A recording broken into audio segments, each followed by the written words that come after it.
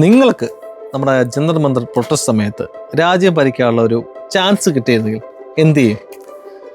ഞാനായിരുന്നെങ്കിൽ എന്താ ഈ കാണിക്കുന്നത്? ഇതൊക്കെ നമ്മുടെ കൈ കിട്ടണമായിരുന്നു. അടിച്ച് കാലക്ക് കൈ കൊടുത്തേനെ ഇല്ലടാ.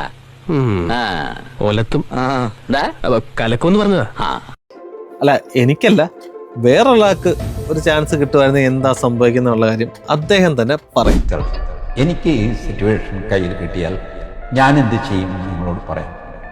I will impose curfew in that area.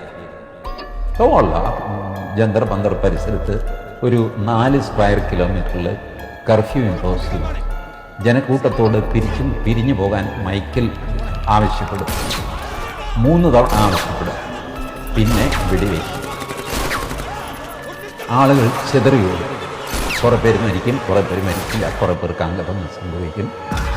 ഏകദേശം ഒരു 4 മണിക്കൂർ കൊണ്ട് ഈ രംഗം ശാന്തമാണ്. ശവങ്ങൾ പെറുക്കി ആശുപത്രിയിലെത്തിക്കും. So many things will happen.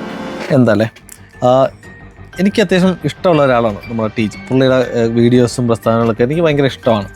കുറേ കാര്യങ്ങളൊക്കെ ഭയങ്കര ഇഷ്ടമാണ്. പക്ഷേ പുള്ളി പറഞ്ഞ ഈ കാര്യത്തോട് എനിക്ക് ഒരിക്കലും യോജിക്കാൻ പറ്റത്തില്ല. യോജിക്കുന്ന കുറേ സുഹൃത്തുക്കൾ എനിക്കുണ്ട്, പക്ഷേ എനിക്ക് യോജിക്കാൻ പറ്റത്തില്ല. നമുക്ക് ഈ കാര്യം ഒന്ന് തിരിച്ചു ചിന്തിച്ചാലോ.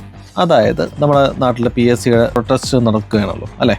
അപ്പോൾ ആ സമയത്ത് ഏതെങ്കിലും കോൺഗ്രസിൻ്റെ അല്ലെങ്കിൽ കമ്മ്യൂണിസ്റ്റിൻ്റെ ഏതെങ്കിലും ഒരു സഹയാത്രികന് വളരെ സർക്കാസ്റ്റിക്കായിട്ട് പറയുകയാണ്, എനിക്ക് അദ്ദേഹം കിട്ടുമ്പോൾ ഞാൻ കർഫ്യൂ വെച്ചു, പിന്നെ 3 വട്ടം മൈക്കിലൂടെ പറഞ്ഞു, എന്നിട്ടും പിരിയാത്ത ആൾക്കാരെ ഞാൻ വെട്ടിവെക്കും, എന്നിട്ട് അവരുടെ ബോഡിയൊക്കെ ഹോസ്പിറ്റലിൽ വെക്കുക എന്ന് പറഞ്ഞു കഴിഞ്ഞാൽ നമ്മുടെയൊക്കെ പ്രതികരണം എന്തായിരിക്കും? ചിന്തിച്ചിട്ടുണ്ടോ? അതാണ്. അപ്പോൾ എങ്ങനെ എല്ലാവരും ഇവിടെയൊക്കെ തന്നെ കാണുമല്ലോ അല്ലേ?